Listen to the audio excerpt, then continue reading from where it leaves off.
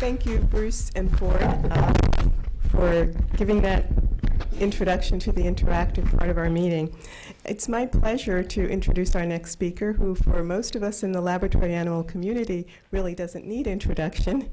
Because of his expertise and generosity in sharing information, I think we all know William White, and he's currently the Vice President at Charles River, and he's going to be giving us an overview of laboratory animal transportation. Okay, well, thank you very much. Hopefully I'm loud enough. My purpose here is to give you a global overview of transportation of laboratory animals. A lot of the sessions that will come after this will be very granular, but I thought it'd be good just to take a look from maybe a 50,000-foot level. First thing we need to do is define what laboratory animals are. These are animals that are distinguished by their intended use in research, testing, or education. And while the term could include lots of species, it's generally applied to those animals with a defined health and genetic status and purpose-bred for their intended uses in research, testing, and education. As was mentioned, IATA, which is the International Air Transport Association's live animals regulations, list standards for about 7,000 species or container requirements, but less than 20 comprise over 98% of the animals that are shipped or used in biomedical research. So, with very few exceptions, they're sourced from purpose-bred colonies or from agricultural sources of food and fiber production. So that's where they're coming from.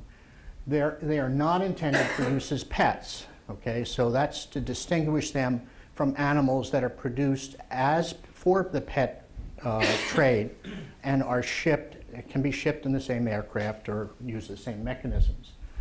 They are not used for food or fiber, even though you might find domestic farm animals are used in certain institutions. And in some cases, these animals possess specialized anatomic, genetic, physiologic, or metabolic conditions that differ from other members of the same species. So that's another reason why we will use them. So what are the sources? Well, very rarely wild populations. These the exceptions I can think of would be the use of animals in field studies, et cetera, and they generally are not shipped. Commercial breeders, there's two types. Closed colony, which means that there's a closed group of animals. They don't keep adding new animals in the breeding process, but replace from within, but may not be rederived. That is, their health status is not adjusted to some limited list of organisms that are excluded. Or they can be rederived and barrier maintained, usually in large production rooms called barrier rooms, or in isolators or micro-isolators. There are also institutional colonies from which animals may be taken to be shipped to other locations and have basically the same possibilities in terms of microbiological status. So we look at lab animals. There are a lot of animals here that might, one way or the other, being used in research, but primarily it's these three, mice, rats, and fish, that compose the bulk of animals used. So to put it another way, and I will tell you that this is data that was collected based upon in 2010 from a variety of sources, so not a single source, some institutional, some government, etc. But in that particular conglomeration, mice made almost 61% of the animals used in research, rats about 18%, fish, which is really what I mean by cold-blooded here, about 8%. If you're doing the math, we're getting up there over 90%. Birds about 6.4%, mostly in the poultry industry. Rabbits about 2.8%. Guinea pigs 1.5%. And primates, which people wanted to point out, 0.1%. So the bulk of the animals shipped are rodents or fish. Where are they? If you look at the use of animals in research on a global basis, 54% roughly are used in North America. 23% in Europe, 18% in the Pacific Rim, multiple countries, and 5% sort of, you name it, somewhere else. So again, getting animals and the collaborative studies in Europe to North America, or from Europe to the Pacific Rim or elsewhere, requires transportation, and quite commonly it's a fairly long distance.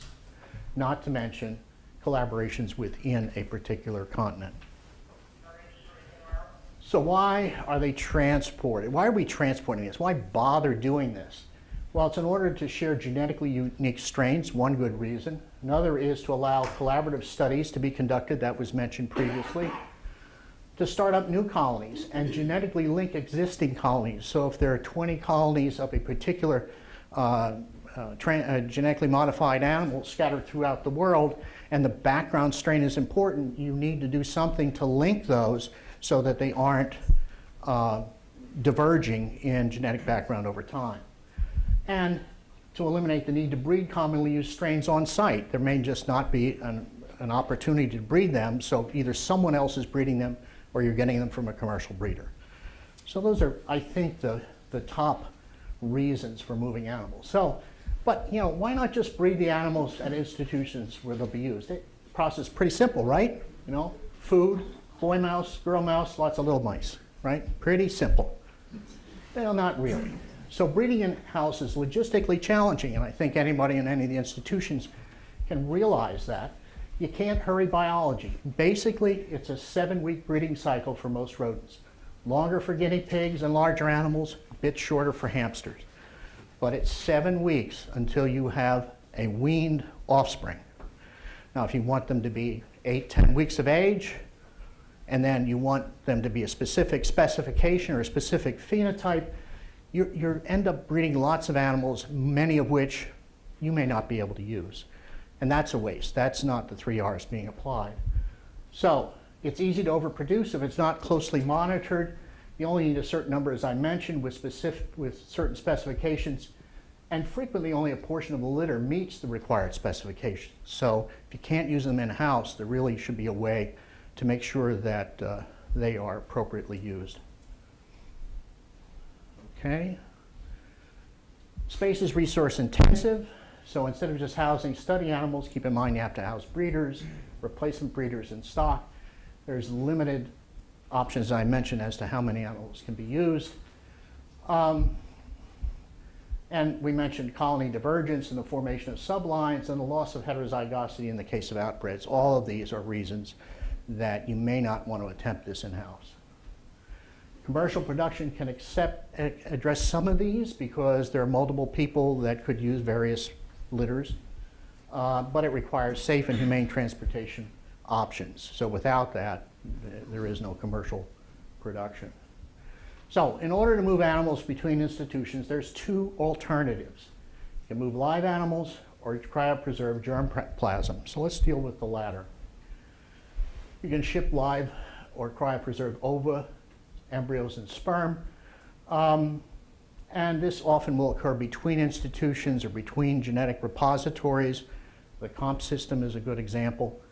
It requires facilities at the receiving institution to recover live animals. So you have to have a way to take those and make them into live animals.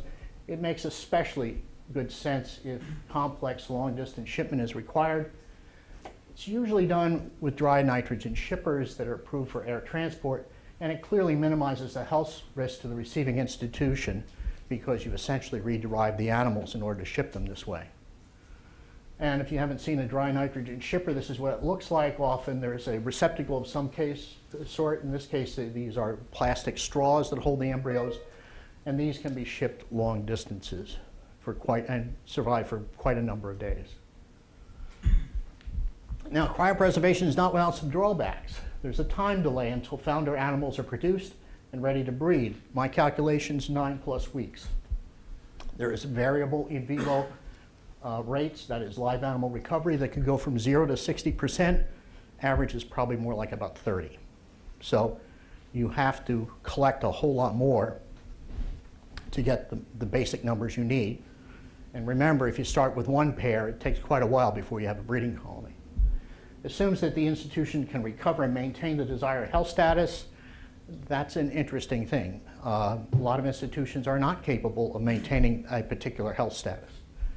If reconstituted a repository, remember, it may still have to be transported to its final destination. Okay, obviously you point this at something. Hello. Okay, so let's talk about shipping live animals. So the process is either by air and then eventually by ground transportation to the final destination, or if you do by ground, it's a long ride in a truck. You need experience. There needs to be some thoughtful planning if you're going to accomplish safe transportation. I mean, that's sort of the overriding philosophy here. You need to set achievable goals. Keep in mind that we are not transporting these animals in the passenger cabin, that there are a number of requirements that must be fulfilled. What the goals are here in the whole transportation of any animal is minimizing the risk of illness or infection, minimizing stress, and minimizing death or injury. Does it mean that every shipment is perfect? Absolutely not, because there's miscommunications, things will happen. The goal of this workshop is to minimize those occurrences, okay? But traffic accidents happen every day, problems happen every day, so let's not decide that this is 100% perfect operation. The process, and I like to make this analogous to using a bus or a train to move people from one point to another. The system is designed to meet the needs of the average person, okay? So unless you're going to buy first-class tickets, you're going to be in coach, and your legroom is going to be whatever the average person's legroom is. It's not intended to be a personal transportation system for a few. So unless you're prepared to charter a plane or get a dedicated truck where you make all kinds of specifications, you have to be in a commercial system. The seats are designed for the average person, temperature is set to avoid extremes, stops are located where the most people are served, etc. So that's just the way it is. Regulations are designed, in theory, to ensure that safe and reliable transportation is maintained. It's not necessarily optimal transport because you'd have your own plane for each animal and so on and so forth. But it's good. It doesn't fail that very often. So, and it's possible for regulations to have unintended consequences. You try to fix one problem and you create another. So there's no universal solutions, or as some of the folks that I deal with say, there are some yeah buts, okay? It's my favorite philosopher, Sidney Harris. Shippers need to have an understanding of the transportation process for live animals. Too many times, people just think there's a miracle occurs from when you put the box in to when someone gets the box somewhere else. You can't make those assumptions. You are responsible for the animal's health and welfare. You need to deal with it. Then there's assumptions, okay? Unverified assumptions are the root of most problems in transportation, okay? You think it's this way, and the real world says, no, it's not at all. So you have to know something about the system you're about to use.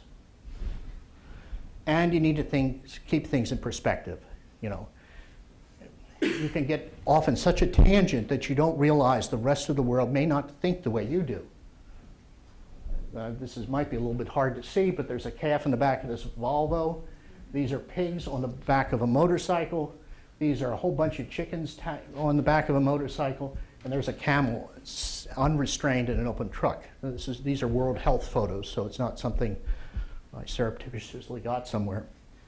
So not everybody has the same orientation or values. And mice don't always travel alone. Here's just a portion of a warehouse with flowers, cars, dry goods, other animals, not dedicated to mice or rats or dogs or cats or anything of that sort. And other perishable cargo compete for space and conditions. So you want a certain temperature range, you want a certain set of conditions. Guess what? So does asparagus, and so do flowers. So the airlines have to balance those conditions and the availability within the aircraft. We're placing things into existing shipping systems, okay? Cargo holds, different types of aircraft, right? So not one type of aircraft, no specific specifications. It works pretty well, okay? They're transported every day. Lab animals represent a fraction of all goods moved. By and large, the journeys are successful. Obviously, it depends on your measure of success. And overall, the failure rate is low. So I'm going to show you some data that was collected several years ago looking at the failure by transportation method, by air or by land.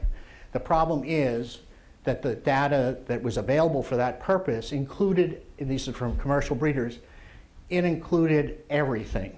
Wrong sex, wrong weight, wrong specifications, wrong species. So this is the overall failure rate. Buried within that, we were able to divide it out by land and by air. So with that caveat in mind, now if there was one container in a shipment of 20 containers, all 20 containers were counted as inappropriate, okay? So the statistics are even skewed more. But 0.04% of all shipments, given those caveats, were classified as a failure if done by air, and 0.03% by land, okay? It's not perfect, but if we were to dissect out just the things that were directly involved with the air, and we were able to take away that someone pushed the wrong button as to the number of mice, etc., that's what you come up with. These, and then shipping errors caused by customers make airlines nervous. So here's this delightful CR1 pet carrier whose door decided to come off and people are trying to tie it together. There's a dog running around in the cargo hold of an aircraft because someone put him in the wrong container. Here's a very large animal, I'm not sure what, that managed to chew its way out of a container. These are fish. They didn't pack them appropriately, so if you look real closely, there's water and fish jumping in here. You heard of snakes on the plane? Those are snakes on the plane. And escaped monkey. So if you aren't careful in how you put these animals into the compartment, if you aren't sure about the container, don't make assumptions, because these sorts of things can happen. And there's sometimes inconsistency in the message regarding risks, which gives concern to airline employees and to passengers alike. I try to get some different shots here, but because of the lighting, you can't really see real well. These folks are dressed up for the Andromeda strain. These guys have work clothes on. And this guy's got short sleeves. There's a guy back here with shorts. What's the message? Are we dealing with the Andromeda strain, or are we overly cautious? So there's often not consistency, and it's not in one location. It's all over the world. Let's talk about ground transportation, because we brought Bob Fernandez here, and I like to pick on him. So ventilation and thermodynamics are based on load configuration and container types, meaning that how you load that truck and the types of containers, you can adjust conditions to be appropriate, or have the appropriate effective ambient temperature within the container, so that in fact the animals have a reasonable environment. As mentioned, weather, traffic, and mechanical breakdowns can all result in delays or failures, and ultimately it takes longer to get to distant destinations than by combining land and air transportation. So it's got some advantages, but it also has disadvantages.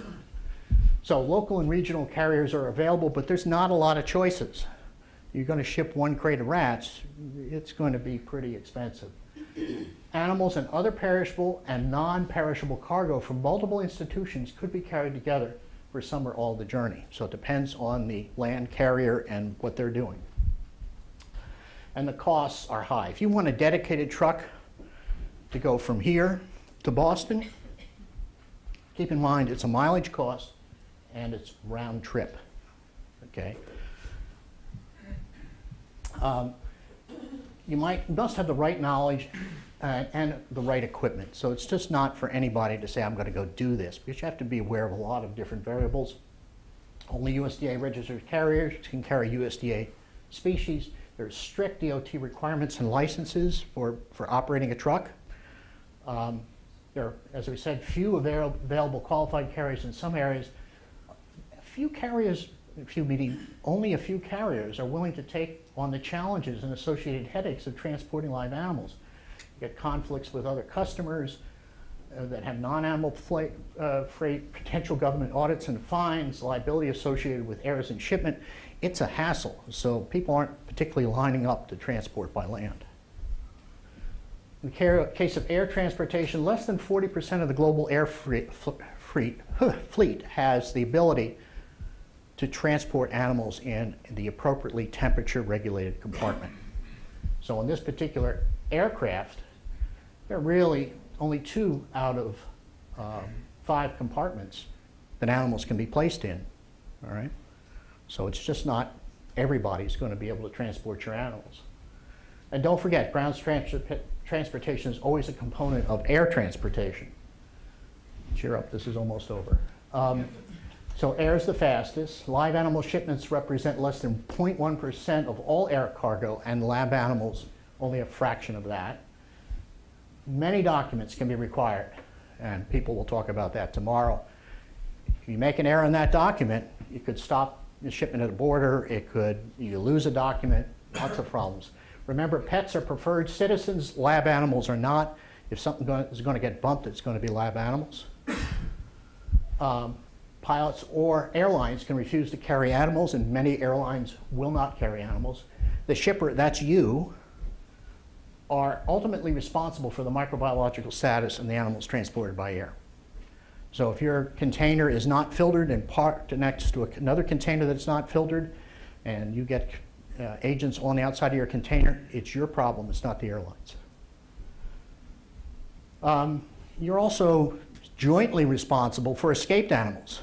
You know, not really nice to ground a 747 for several days because you've got escaped hamsters in the wiring.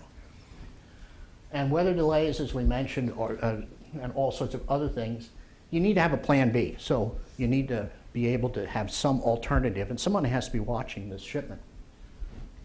Once an animal leaves your institution, you have limited control over its environment and handling.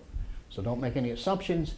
Also, if you insist on unrealistic conditions, I want 72 plus or minus 2 degrees Fahrenheit and 50 plus or minus 5% relative humidity, guess what? They're not going to be able to meet it. The animals will not ship. So be sure of what the requirements of the animals are. Journey planning, we'll talk about that. That's the only way to minimize that, and that'll be covered tomorrow. And it's highly regulated. You can't make assumptions, especially when you're shipping internationally. Animals will experience some stress, but there's so many variables to precisely control it. I don't think putting any more standards in is going to make it happen. It just will decrease the availability of transportation.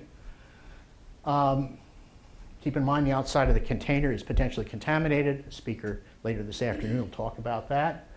Occasionally, the animals will become sick, or they may even die. And it may or may not be a result of shipping errors. It may be because the animal wasn't fit to travel and you didn't realize it when you put it in the box.